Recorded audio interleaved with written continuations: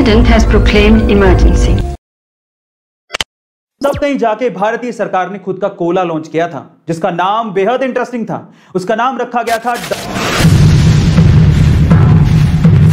Coca Cola. दुनिया की most popular soft drinks में से एक है, लेकिन क्या आपको पता है कि इंडियन गवर्नमेंट ने एक बार खुद का भी कोला निकाला था? क्या है इसके पीछे की कहानी और क्या हुआ हमारी सरकारी कोला का, जानते हैं इस वीडियो में। अब इस सरकारी कोला के इतिहास को समझने के लिए मैं आपको इतिहास के पन्नों में थोड़ा सा पीछे लेके चलता हूं। ये बात है 1975 की, जब इंदिरा गांधी इंडिया की प्राइम मिनिस्टर थी।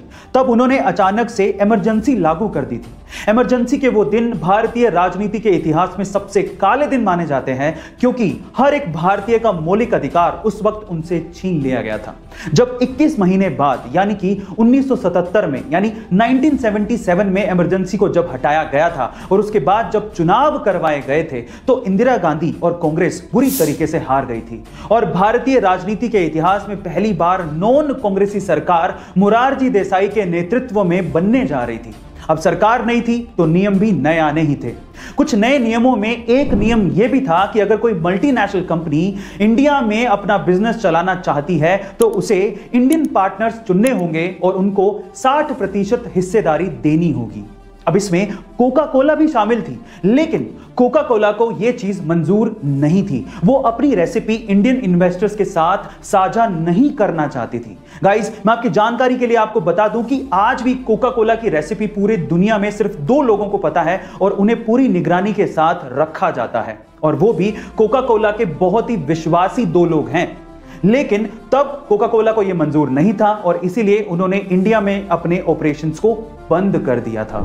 अब इस कहानी में आया असली ट्विस्ट। जब कोका कोला कंपनी ने भारतीय मार्केट को छोड़ दिया था, तब भारत की सरकार ने सोचा कि क्यों ना इतने बड़े मार्केट को हम खुद कैप्चर करें और क्यों ना अपना एक कोला लॉन्च करें। तब कहीं जाके भारतीय सरकार ने खुद का कोला लॉन्च किया था जिसका नाम बेहद इंटरेस्टिंग था। उसका नाम रखा गया था 777, जिसको सरकारी कोला भी कहा जाता था। पर सवाल यह है कि इसका नाम 777 ही क्यों रखा गया?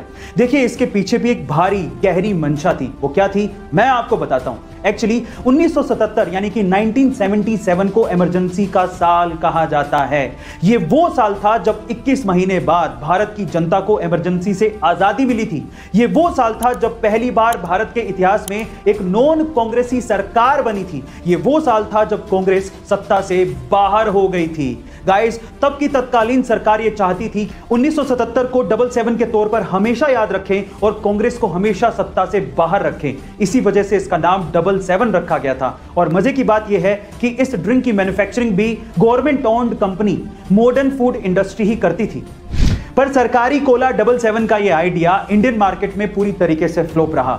इंडियन मार्केट में 777 चल ही नहीं पाई, वैसे ही जैसे कि मोरारजी देसाई की सरकार नहीं चल पाई।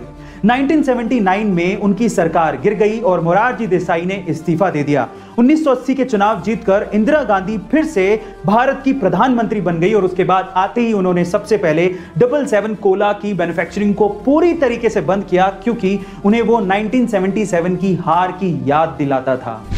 Now moral of the story, 1977 की वो इमरजेंसी एक काला अध्याय था और जनता ने इसके लिए कांग्रेस को सबक भी सिखाया था। लेकिन उसी त्रासदी को अपनी ढाल बना के किसी कोल्ड ड्रिंक का नाम रख देना, यह भी शायद जनता को पसंद नहीं आया और इसका खामियाजा कहीं ना कहीं दूसरी सरकार को भी भुगतना पड़ा था। इसलिए कहते हैं अपनी सोच सही रखना बेहद जरूरी है, और इस पे यह कहावत बिल्कुल सटीक बैठती है। अच्छी सोच लिए परिंदा आसमान तक जाता है, सोच डुबाई अगर तो सीधा औंधे मुंह जमीन पर आता है। इसलिए अपनी सोच को ठीक रखिए और आगे बढ़ते रहिए। ये वीडियो आपको कैसा लगा बताइएगा जरूर। मिलते हैं।